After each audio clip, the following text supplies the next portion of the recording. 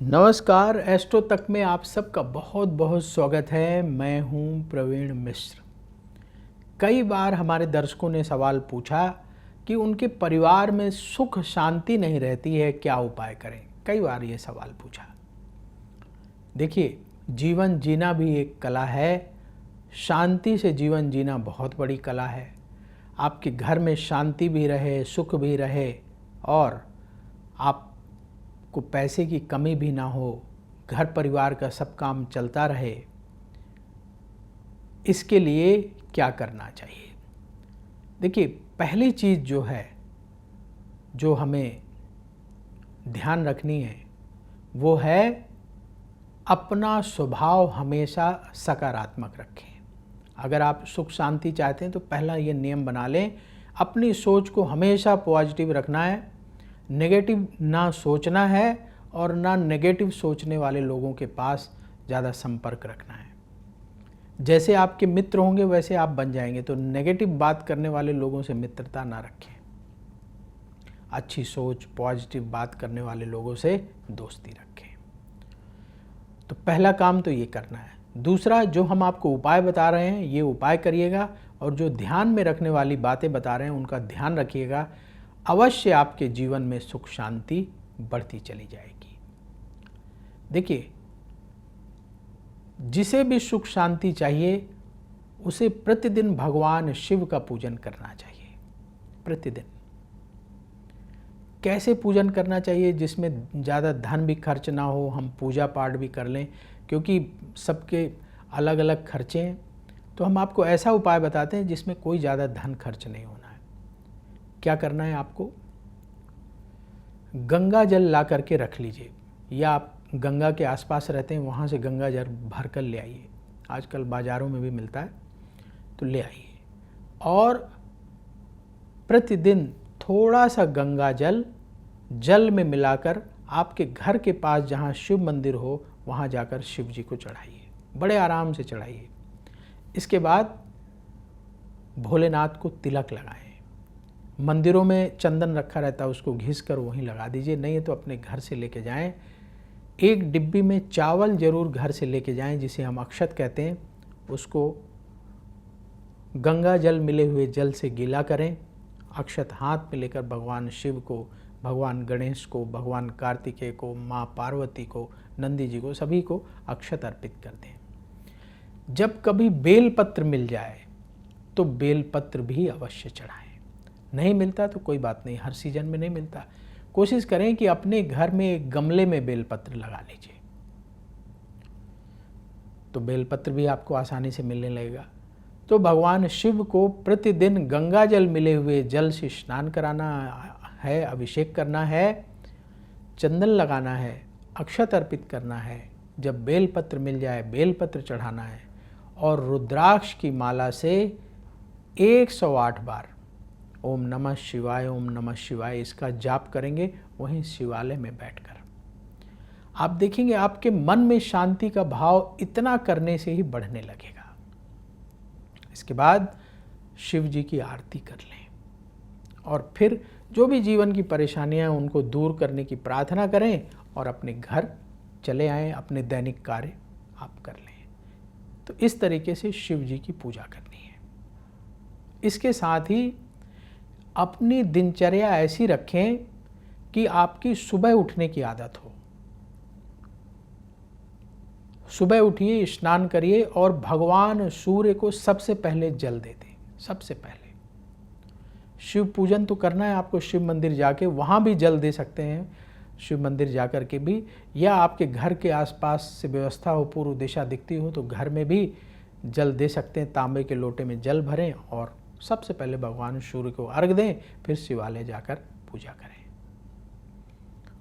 और क्या करना है, हर सोमवार के दिन किसी जरूरतमंद गरीब व्यक्ति को सफ़ेद चीज़ों का दान करें। क्या सफ़ेद चीज़ जो आसानी से आप दान कर सकते हैं, जैसे आपके घर में चावल होता है, आपके घर में आटा होता है, आपके घर में चीनी होती है, दूध होता है, इनमें से जो आपको आसानी से उपलब्ध हो जाए उसका दान सोमवार के दिन किसी गरीब व्यक्ति को करें। सोमवार के दिन और प्रतिदिन शाम के समय तुलसी के पास दीपक जलाएं। अपने घर में एक गमले में तुलसी लगा लें और शाम के समय तुलसी के पास दीपक अवश्य जलाएं। घर का कोई भी सदस्य जला सकता है। आप बिजी रहते हैं, कोई बात नहीं, किसी की ड्यूटी लगा दीजिए कि भैया शाम को जैसे ही दिन ढल जाए आप तुलसी के पास दीपक अवश्य जलाएं। ये उपाय नियमित रूप से करें और भगवान शिव से प्रतिदिन प्रार्थना करें कि आपके घर में सुख शांति बढ़े, आपकी इच्छाएं पूर्ण हों। आप देखेंगे धीरे धीरे करके स्थिति अनुकूल बनना शुरू हो जाएगी, घर में सुख शांति बढ़ेगी और जो ये पूजा पाठ करेगा उसके मन में सबसे पहले शांति का भाव बढ़ेगा। इसलिए घर के सभी सदस्यों को पूजा करना चाहिए। बहुत सारे लोग कहते हैं जी हमारे पिताजी कर लेते हैं, बहुत सारे लोग हमारी माता जी कर लेती हैं, हमारी बहन जी कर लेती हैं, हमारे लिए भी वही कर लेती हैं। तो कोई किसी के लिए नहीं कर सकता, सबको खुद करना पड़ेगा। तो अगर आप सुख शांति चाहते हैं, पहले तो हमारा मन शांत हो ना, तो उसके लिए हमें खुद पूजा करनी होगी, खुद हमें भगवान शिव के मंदिर जाकर जल चढ़ाना होगा। तो ये उपाय घर का मुखिया अवश्य करे और घर के मुखिया के साथ साथ जितने परिवार में सदस्य हैं, जो बड़े हैं, बच्चों को छोड़ दीजिए, जो बड़े हैं वो ज़रूर करें, सबको करना चाहिए। तो आप देखेंगे आपके बच्चे भी आपको फॉलो करेंगे, वो भी पूजा करना शुरू कर देंगे और आपके घर परिवार में सुख शांति बढ़ती चली जाएगी।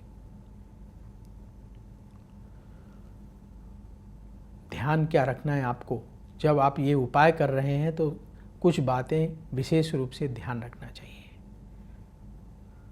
पहली चीज, जब आप मंत्र का जाप करेंगे, ओम नमः शिवाय मंत्र का शिवालय में बैठ करके, तो किसी भी आसन में ना बैठ जाएं। जो मंदिर में आसन होते हैं ना, लोग उसी को बिछाकर बैठ जाते हैं। अपना एक आसन फिक्स कर लें, वो साथ में लेकर जाएं। आसन का मतलब एक तो बने बनाए आसन मिलते हैं वो, या कोई कपड़ा ले लें, कोई बड़ा सा कपड़ा, कोई भी चीज़। तो आपको अपने आसन में ही बैठ करके मंत्र जाप करना है, तभी उसका फल मिलेगा। मंदिर में जो आसन रखे रहते हैं, अगर आप उनका प्रयोग करेंगे तो ज़्यादा लाभ नहीं होगा। अपना आसन अलग रखें और आपके उस आसन का प्रयोग घर के सभी लोग ना करें।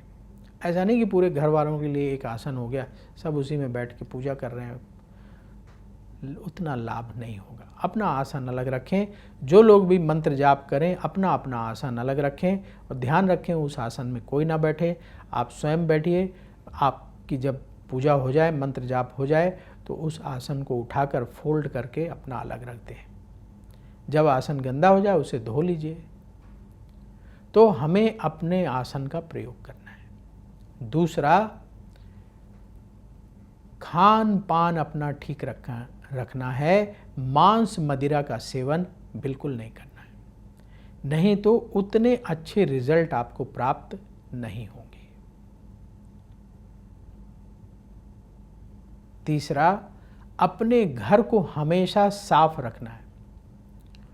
घर में गंदगी ना होने पाए, घर में पुराने सामान, फटे पुराने कपड़े, बर्तन, टूटे फूटे कांच, शीशे ऐसे ना पड़े हों, सबको घर से हटा दीजिए।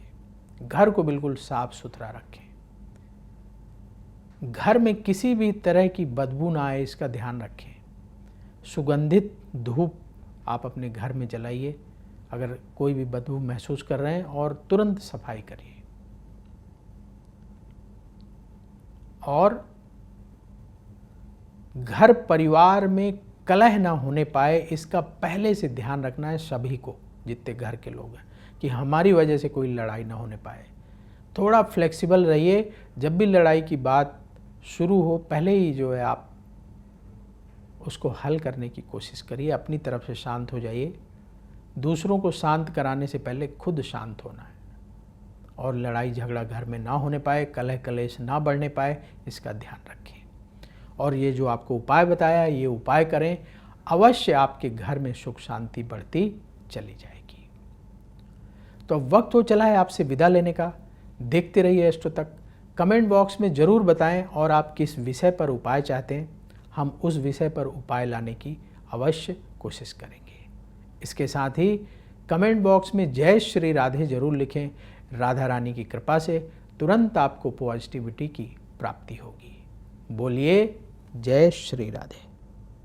अगर आप मुझसे जुड़ करके अपनी समस्याओं का समाधान चाहते हैं और चाहते हैं कि आपकी समस्याओं को ज्योतिष के माध्यम से सुलझाया जाए, तो आप हमसे संपर्क कर सकते हैं, जुड़ सकते हैं एस्ट्रो तक पर।